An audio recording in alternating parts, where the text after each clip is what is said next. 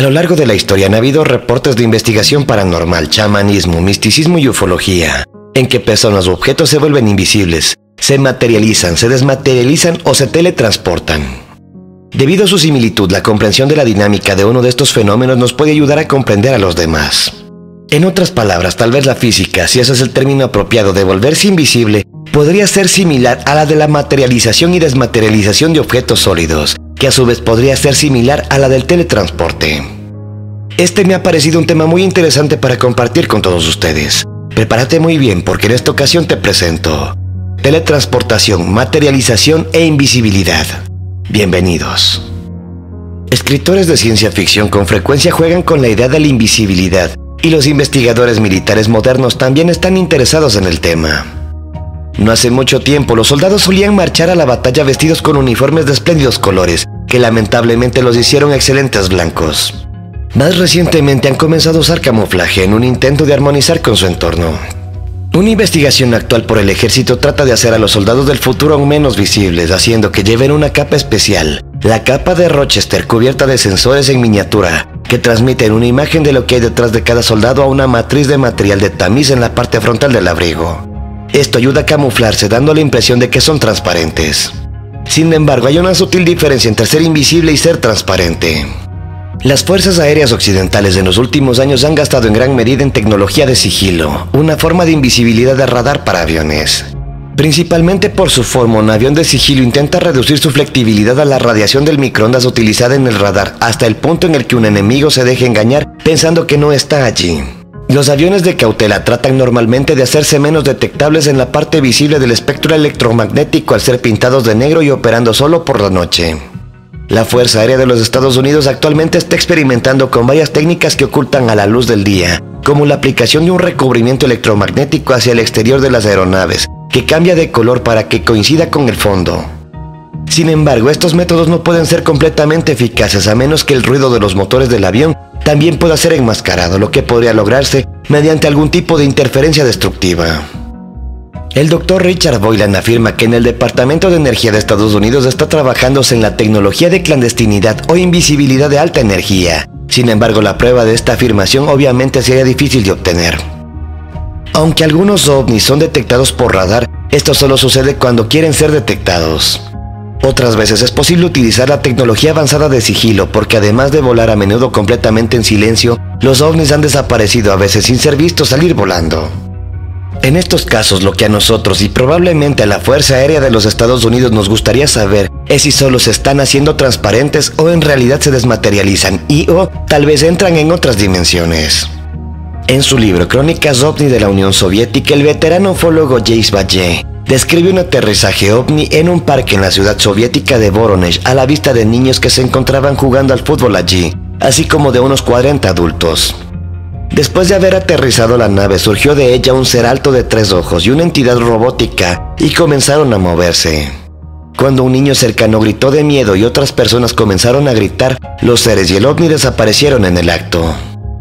Valle escribe: 5 minutos más tarde apareció la esfera y el ser de 3 ojos de nuevo, tal cual extrañamente habían desaparecido.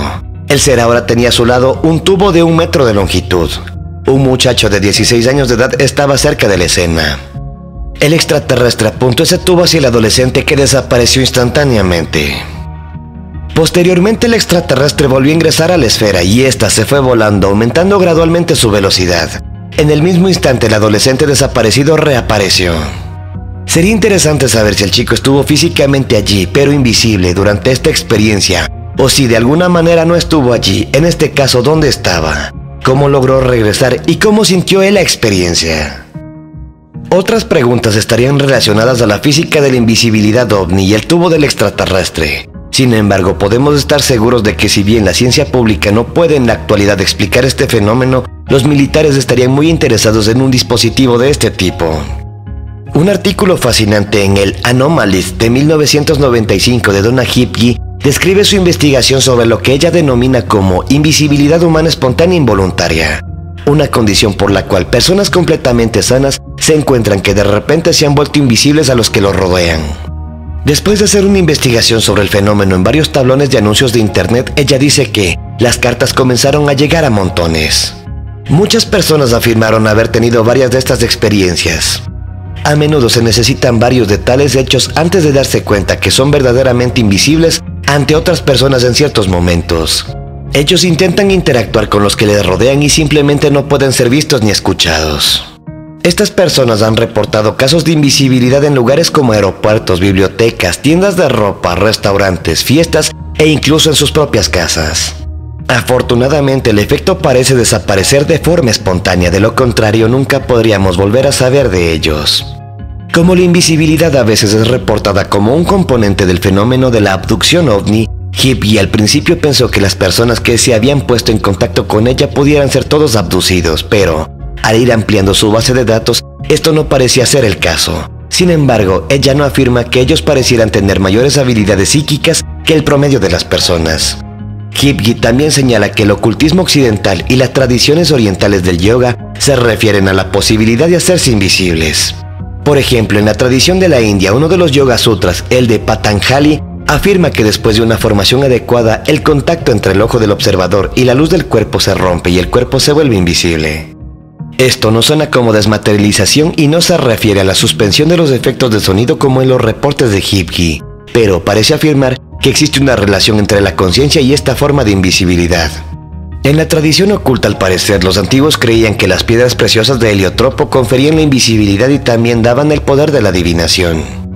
El heliotropo, también conocido como piedra de sangre, es una variedad verde oscura de la calcedonia mineral de sílice que se ve con nódulos rojos de jaspe, que parecen gotas de sangre. Por lo tanto, el heliotropo fue apreciado en la Edad Media por su idoneidad en las esculturas religiosas representando la flagelación o el martirio. Calcedonia es una variedad criptocristalina del cuarzo que puede ocurrir en diversas otras formas, tales como agata, crisoprasa, cornalina o el ónix. El cuarzo o sílice cristalino natural es el mineral más común en la corteza terrestre.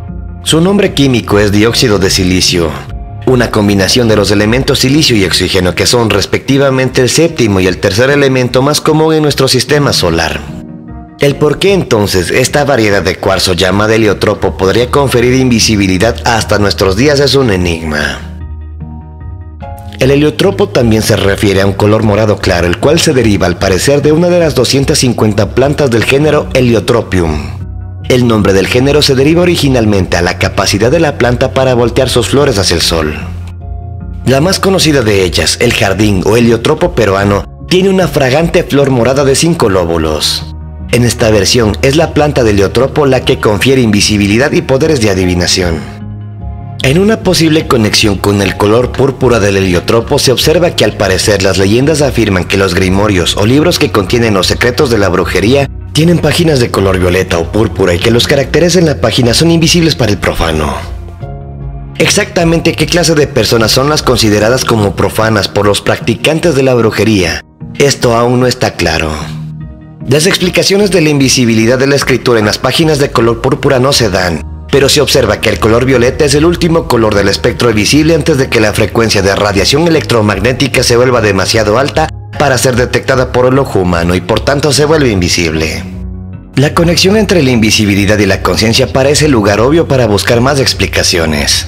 En su excelente libro El universo holográfico, el divulgador científico Michael Talbot describe un incidente en el que un hombre está hipnotizado en un cuarto lleno de personas, incluyendo a su hija adolescente, y se le da la sugestión post-hipnótica que al despertar su hija será invisible para él. Cuando fue sacado fuera de su trance, no solo podía aparentemente no ver a la chica riendo de pie delante de él, pero cuando el hipnotizador estaba detrás de ella escribiendo en una hoja de papel sobre su espalda, él fue capaz de leer la inscripción como si estuviera mirando a través de su cuerpo. Talbot, quien habló personalmente con el hombre de este experimento, no fue capaz de explicar el incidente, pero sugirió que tal vez estaba obteniendo la información a través de telepatía. Al discutir lo que ella llama escenarios de realidad virtual, la doctora Carla Turner describe un caso ovni de encuentro cercano donde la persona que sufrió la experiencia, Amelia, afirma que estaba tumbada en la cama de noche cuando oyó un helicóptero sobre la casa. Mirando hacia arriba descubrió que podría ver a través del cielo falso y del techo como si hubieran desaparecido o hubieran llegado a ser completamente transparentes. Esto le permitió ver una nave de aspecto extraño encima de la casa con 2 entidades que posteriormente aparecieron a los pies de su cama.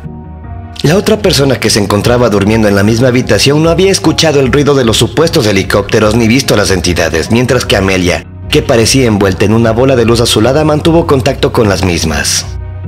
La ufóloga Jenny Randles acuñó el término de factor Oz para describir una característica de algunos casos de ovnis, en el que los testigos se encuentran entrando en un estado de extraña ensoñación donde, entre otras cosas, todo su alrededor se pone en silencio.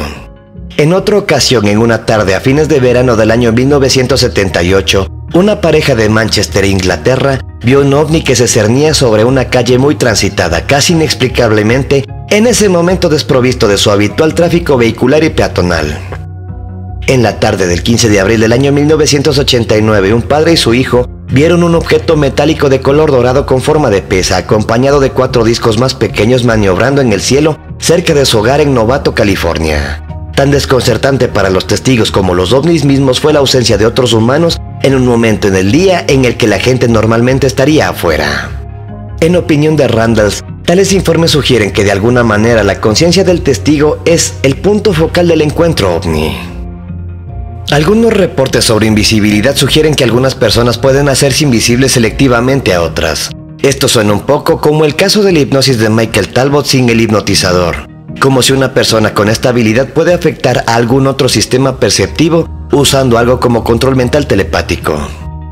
Un ejemplo de ello es el caso del monje español San Vicente Ferrer, que fue muy apreciado en la corte de Aragón por su sabiduría y supuestas habilidades milagrosas. La historia dice que la reina Yolanda pidió una vez ver su vivienda y cuando el monje le negó el permiso, forzó la puerta y entró con su séquito. Allí descubrió, mientras que todos los demás en la sala podían ver con toda claridad, la reina no podía ver a Ferrer en absoluto. Cuando se le preguntó acerca de esta invisibilidad, el monje explicó que esto era un castigo de Dios por la intrusión de la reina y su ceguera parcial se recuperaría cuando ella se fuera, lo que al parecer hizo. Existen otros reportes similares de invisibilidad selectiva en la Edad Media, los cuales parecen relacionarse con hombres santos que pueden haber adquirido esta capacidad como resultado de la oración o la contemplación prolongada. Materialización y desmaterialización. Estas serían dos caras de la misma moneda y a veces sería indistinguible de la invisibilidad. Pero si alguien simplemente desaparece de la vista de un testigo, más tarde vuelve a aparecer y no podía ser tocado mientras estaba invisible, podemos suponer que algo más que una inhibición en el sistema perceptivo del testigo ha ocurrido. En los anales de lo paranormal es probable que haya más casos de cosas materializándose que desmaterializándose. En sesiones de espiritismo, por ejemplo, los objetos con frecuencia han llegado a aparecer aparentemente de la nada. Llamados aportes, generalmente se suponen que un espíritu sin cuerpo o bien los ha creado de la nada o los ha teletransportado desde otro lugar. Hay muchos de estos casos para documentar aquí, pero un ejemplo podría ser una fragante rosa todavía cubierta de rocío que repentinamente cae del aire en una mesa de sesión de espiritismo. Si tal aporte hubiese sido de alguna manera cortado de un rosal por un espíritu, uno se pregunta lo que el dueño de ese arbusto podría haber visto si estuviera mirando por la ventana en ese momento. La rosa repentinamente se volvería invisible, dejando tras de sí una rama quebrada, mientras el espíritu vuela invisiblemente de vuelta a la sesión para depositar la rosa ahora visible en la mesa. Si es posible algo así, entonces ciertamente tenemos mucho más que aprender acerca de la naturaleza de la realidad, por no hablar de la invisibilidad. Los objetos no solo se materializan en sesiones de espiritismo y cuando lo hacen puede ser difícil saber si fueron teletransportados desde otro lugar o no. El sanador inglés Matthew Manning, quien experimentó una gran actividad poltergeist durante sus años adolescentes, da varios ejemplos en su libro The Link. Yo estaba recogiendo material para una fogata en el fondo de nuestro jardín. Encontrándome corto de basura a excepción de media docena de cajas de cartón, fui a la casa y pregunté a mi madre lo que podría usar. No había nadie más en la casa y no tenía ni idea o sugerencia. Volví al fondo del jardín y para mi asombro me encontré con una pila de grandes troncos de madera colocados junto a las cajas de cartón. En ese momento no había nadie que pudiera haber hecho esto y mucho menos en el corto lapso de tiempo en el que había estado en la casa. En total había varios kilos de madera y troncos. Otros casos de estos aportes incluyen varios discos de gramófono, una bolsa de azúcar, un billete de banco, un par de guantes de encaje negro y sellos postales. En otro incidente, una botella de medio litro de cerveza y una tarta de manzana aparecieron en su bolsa mientras él estaba en un tren. Manning también describe aportes que parecen haber llegado de otro lugar. Un disco de larga duración del cual yo tenía una copia apareció un día en la casa. Parecía haber venido de otro propietario, ya que mostraba señales evidentes de desgaste. No parecía haber ninguna razón por la cual esto se materializara, ya que yo ya tenía una copia de este disco. Manning parece sorprenderse cuando objetos no invitados se materializan en torno a él, a pesar de la relación ocasional entre lo que está haciendo o pensando y lo que aparece más adelante. Por otro lado, el líder espiritual indio Satya Sai Baba es bien conocido por materializar deliberadamente objetos sólidos que luego da a sus visitantes y devotos. Estos son normalmente pequeñas baratijas y, cuando se le preguntó acerca de esto, Sai Baba insiste en que él no las teletransporta de alguna joyería en otra parte. Esto nos deja con la desconcertante pregunta de cómo alguien puede producir la materia de la nada. En la literatura sobre el chamanismo hay varios casos en que se materializaron objetos o incluso insectos vivos. En su libro Dones de Cosas Desconocidas, Leal Watson describe un incidente en el Amazonas donde fue testigo de un curandero local, primero quitando un diente infectado de un paciente y luego anunciando que tenía que quitar el dolor de las encías infectadas. Para ello, de alguna manera materializó más de 100 hormigas negras que marchaban en una columna ordenada de la boca del paciente por su brazo y luego lejos en la hierba en el borde del claro. Esto causó gran regocijo entre los nativos porque, como Watson descubrió más tarde, la palabra local para dolor era la misma que para ejército de hormigas. A principios del año 1997, el científico Dr. Gary Madera, en el Laboratorio de Investigación del Ejército de Estados Unidos en Maryland, dijo que la investigación de su equipo en la óptica no lineal podría en el futuro hacer que el ejército proyecte imágenes holográficas tridimensionales de tanques, aviones y soldados en un campo de batalla para confundir al enemigo. Además de reducir las bajas de soldados de verdad, esta tecnología podría ser de gran utilidad en la formación de los comandantes del campo de batalla. Reportes de encuentros cercanos con ovnis describen con frecuencia a los alienígenas como fantasmas o transparentes, es decir, que se puede ver aparentemente a través de ellos.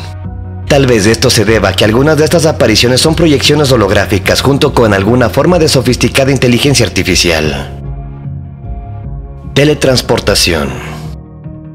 La teletransportación se refiere al movimiento invisible de un objeto o persona de un lugar a otro por un medio hasta ahora desconocido. La teletransportación ocurre con frecuencia durante los brotes de actividad poltergeist. Ha sido tradicional considerar la actividad poltergeist como travesuras de espíritus invisibles de otras dimensiones. Más recientemente se ha sugerido que el fenómeno puede estar relacionado con conflictos no resueltos en la mente de una persona que vive en una casa así, provocando así una forma de telequinesis inconsciente de trabajo a través del hiperespacio. Esta teoría hace varios supuestos radicales acerca de la naturaleza de la conciencia, por ejemplo, que puede afectar la materia a distancia. Al relacionar la actividad poltergeist con el fenómeno ovni, una sugerencia más detallada sería que algunos ovnis pueden ser capaces de teletransportarse a través del hiperespacio, y que este a su vez está conectado de alguna manera a la conciencia, de modo que siendo alado a este reino afecta las mentes de los abducidos lo suficiente como para provocar actividad poltergeist alrededor de ellos después. Idries Shah, experto en el sufismo, que es la rama mística del Islam, afirma que el Qutb es el jefe del sistema sufi y ha alcanzado el grado de Wasl, unión con el infinito, y tiene el poder sobre todo el organismo sufi. Tales hombres son capaces de teletransportarse a sí mismos a cualquier lugar instantáneamente en forma física por un proceso de descorporealización. Esto suena como teletransportación y refuerza la afirmación de que tales habilidades estén vinculadas con estados alterados de conciencia. El parapsicólogo Dr. Scott Rogo señala que la teletransportación se superpone con el fenómeno de la bilocación, en el que una persona es vista en dos lugares a la vez. El monje italiano Padre Pío aparentemente se apareció físicamente en dos lugares al mismo tiempo en varias ocasiones. Rogo también cita el caso del año 1951 del chico adolescente Cornelio Closa en Milán, Italia, quien afirmó que su repetida teletransportación fue resultado de haber sido afectado por la aparición de una chica adolescente vestida toda de blanco. Él reaparecía más tarde, a veces a millas de casa, incluso después de haber sido encerrado en su habitación por sus padres. Las desapariciones se detuvieron después de que fue exorcizado por un misionario estadounidense. John Mitchell da un ejemplo de evidente teletransporte en su libro La visión del platillo volador. El 25 de octubre del año 1953, un soldado español fue detenido en la plaza principal de la Ciudad de México porque era incapaz de explicar su presencia allí, y porque llevaba el uniforme de un regimiento que estaba en ese momento estacionado en las Islas Filipinas, a casi un año de distancia en barco. El confuso soldado, sin embargo, dio detalles precisos de su vida en Manila hasta el momento en que se había encontrado a sí mismo instantáneamente e inexplicablemente transportado a México. Incluso fue capaz de decirle a sus interrogadores de la reciente muerte del gobernador español de Filipinas, noticias que no llegaron a la Ciudad de México durante muchos meses. Es interesante preguntarse qué pudo haber causado este evento. ¿Poseía el soldado desconocidas habilidades psíquicas? ¿Era él excepcionalmente devoto o estuvo tal vez en el lugar equivocado en el momento equivocado cuando algunos espíritus delincuentes o extraterrestres decidieron tener un poco de diversión a su costa? Un breve artículo en New Dawn entre julio y agosto del año 1997 afirma que la traducción de un artículo de la Agencia de Inteligencia de Defensa de Estados Unidos en una revista china del año 1983 describe las exitosas experiencias en la teletransportación de objetos pequeños, como moscas de fruta, un reloj, un cerillo y un clavo como sujetos de prueba. Los investigadores llegaron a la conclusión de que la transferencia no es un simple proceso de movimiento mecánico en el espacio tridimensional. Si estos reportes son ciertos, podemos sospechar que el artículo original en chino impulsó a los militares de Estados Unidos a patrocinar investigaciones similares. El Dr. Richard Boylan afirma que los investigadores de Lawrence Livermore y el Laboratorio Nacional de Sandia en los Estados Unidos han llevado a cabo exitosos experimentos de teletransporte.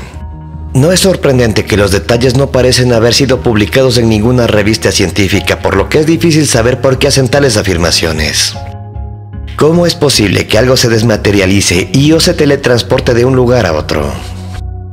Una explicación común es que estos objetos entran a otras dimensiones invisibles a la percepción humana normal. Desafortunadamente, esta no es una explicación muy satisfactoria, ya que simplemente se sustituye a un misterio con otro. Sin embargo, la posible existencia de dimensiones superiores, también conocido como hiperespacio, es frecuentemente mencionada por los físicos en estos días. La ventaja del hiperespacio es que al estar más allá de las tres dimensiones físicas del espacio-tiempo puede facilitar los accesos directos de una parte del espacio-tiempo a otra. Los topólogos que estudian otras dimensiones desde una perspectiva matemática señalan que las tres barreras físicas dimensionales, tales como los lados de una caja, dejan de ser obstáculos en el espacio dimensional superior. En el año 1985, el físico estadounidense Kip Thorne sugirió que los atajos interdimensionales llamados agujeros de gusano algún día podrían facilitar los viajes espaciales. El astrónomo Carl Sagan utilizó esta idea en su libro Contact, que ha sido llevado al cine, sobre el contacto humano con los extraterrestres. Sin embargo, los físicos dicen que para crear un agujero de gusano se requerirían vastas cantidades de energía. Incluso se sugiere que los agujeros negros son versiones de estas rasgaduras en el tejido espacio-tiempo. En su libro Hiperespacio de Michio Kaku explica cómo la teoría de supercuerdas postula que muchas otras dimensiones existen debajo de la escala subatómica y que el electromagnetismo y las otras tres fuerzas fundamentales del universo se unen en este reino. Tal vez la materia producida por la energía del Big Bang y la producida por cualquier persona que materializa objetos se originen en el hiperespacio al que la conciencia también tiene acceso. De hecho, en el hiperespacio la materia, la energía, el tejido espacio-tiempo y la conciencia de sí mismo pueden derivar de la misma fuente. Es evidente que se necesita más investigación, pero si muchos otros teóricos de la materia están en lo correcto, entonces tal vez la conciencia tiene la capacidad de ir más allá de las limitaciones dimensionales del espacio-tiempo, a un asombrosamente creativo reino no local de información que tiene algo así como las plantillas de la estructura de la materia. Una vez que se accede, la fuerza de voluntad por sí sola puede ser capaz de dar cuerpo a o consolidar dicha información para producir dentro del espacio-tiempo algo que los habitantes de este reino normalmente consideran como sólido. Estas propuestas implican que los científicos van a tener que echar un vistazo más a la evidencia de anomalías paranormales como la teletransportación, la materialización, la invisibilidad y el fenómeno ovni, si alguna vez quieren descubrir la naturaleza fundamental de la realidad que pretenden buscar. ¿Y tú qué opinas al respecto? Como siempre, con estos datos te invito a que profundices en este tema y a que saques tus propias conclusiones. Por favor, no dejes de compartirlas conmigo en la caja de comentarios. Soy André Luis y te dejo mi más hiperdimensional saludo. Hasta el siguiente video.